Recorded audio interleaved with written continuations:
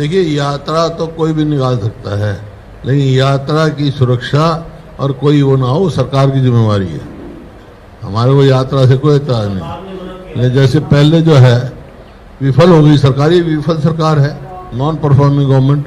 इतनी विफलता किसी सरकार की नहीं देखी होगी कि एक हफ्ता 10 दिन पहले से ये लग रहा है कि आशंका है यहाँ आपस में टकराव हो सकता है, ऐसे हालत कुछ शरारती तत्व पैदा कर रहे हैं, तो वो वहाँ कोई भी कदम नहीं उठाया। जो नुकसान हुआ इतना भारी, हालांकि वो वहाँ के लोकल जो हैं उनका भाईचारा आपस में मजबूत है, आज भी है, पहले भी रहा। 47 में भी कभी टकराव नहीं हुआ उनका, लेकिन ये सरकार की विफलता है।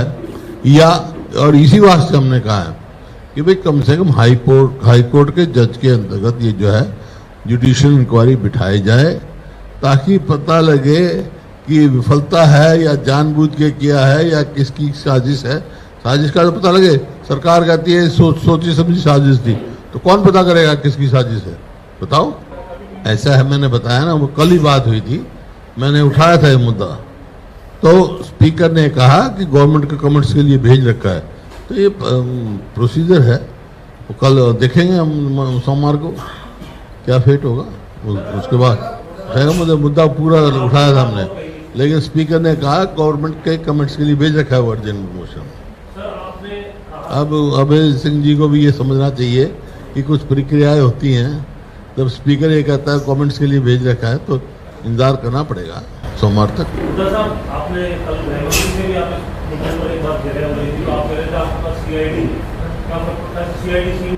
तो देखा ना आपने, नू में इनका बयान आया गृह मंत्री जी का कि मेरे को तो 3 बजे पता लगा, और वो भी किसी और ने बताया, पुलिस ने इसको वो भी नहीं खबर करी।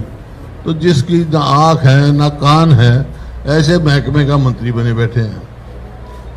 होम का तो भाई CID जरूरी है, तो फिर क्या लाभ है भाई इसको, जब ना कोई इनकी मानता है।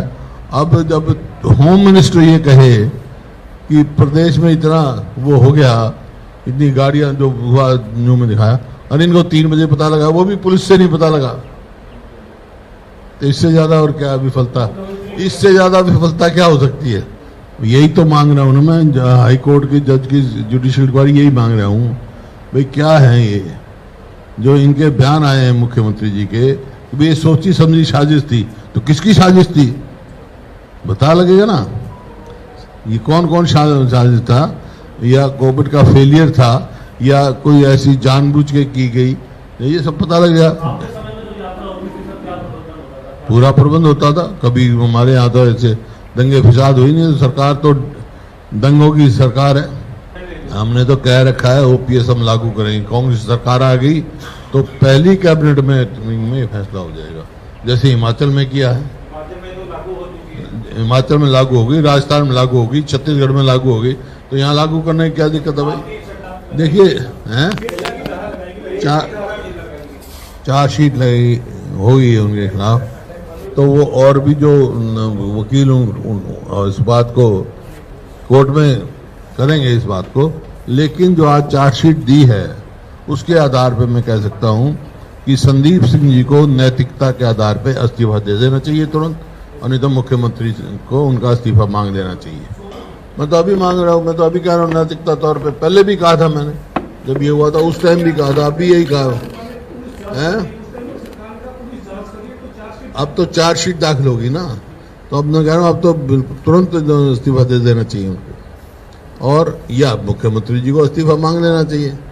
One of the major reason जो यमुना का रास्ता, मैं नहीं कह रहा हूं, ये NGT ने कहा है कि यमुना का रास्ता बदल गया, और जो अपने दादूपुर नलवी नहर थी वो इन्होंने आट दी, उससे फ्लड वो किया, और अपना जगह जगह आपने देखा कहीं ड्रेनेज सफाई नहीं हुई, सरस्वती नहर की नहीं हुई, कुरुक्षेत्र के पास जो पानी गया है उसकी सफाई नहीं हुई, नहरों की खुदाई नहीं हुई, वहां से उठानी है, तो ये कारण है।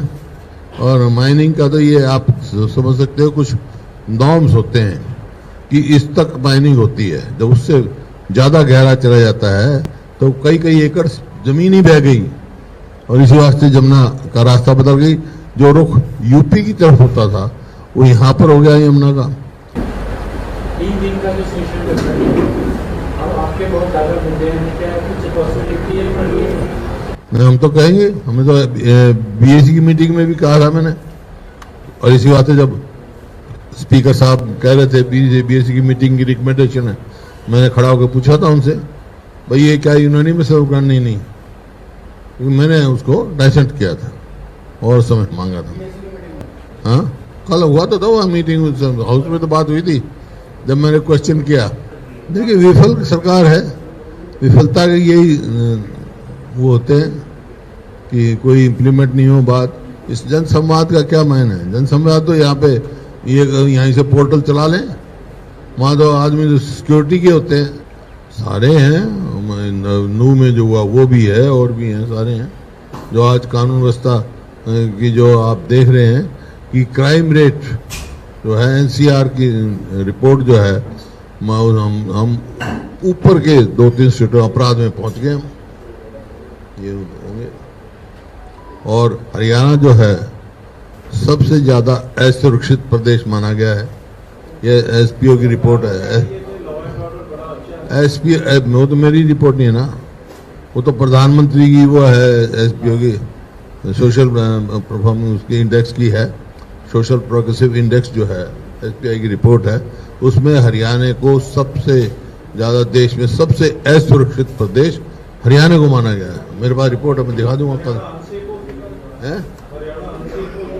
हाँ, वो तो मेरी रिपोर्ट नहीं है, ये सोशल प्रोग्रेसिव इंडेक्स है, उसकी रिपोर्ट है गवर्नमेंट ऑफ इंडिया की। कोई सब्सिडीज नहीं है, ये कानून व्यवस्था कोई सब्सिडीज नहीं है मामला है। नहीं, वो ये सब्सिडीज क्या है, क्या कौन गया? वो तो उसके लिए जो इन्होंने वो बुलडोजर चलाया ना, उसके मामले में स्टे है, वो तो उस एक इशू के लिए है, कोई सब्सिडीज नहीं है।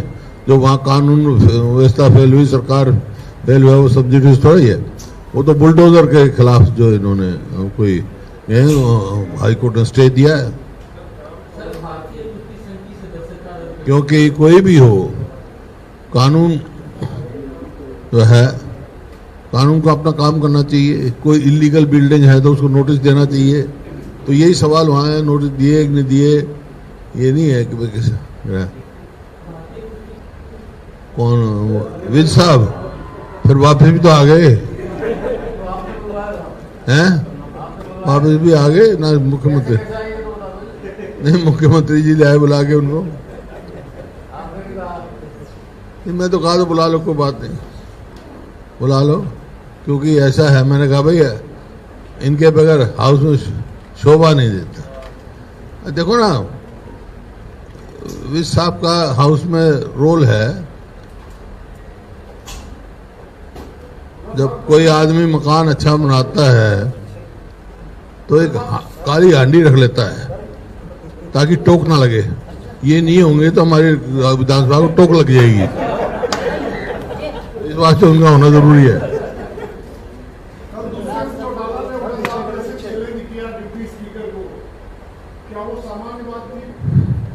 नहीं, देखो वो अनियमितता तो थी उसमें। शॉर्ट टर्म डिस्कशन को आप कन्वर्ट नहीं कर सकते, क्वालिटी डिस्कशन को तो कर सकते हैं आप शॉर्ट टर्म में। नहीं, वो तो मैंने तो पूछा मैंने, निकाल के बताओ। ये सिर्फ रूल्स में ये है कि भाई जो उसने दिया हो और गवर्नमेंट का जो है दोनों सहमत हो तो हो सकता है। हाँ, तो इसमें तो किसी ने पूछा नहीं।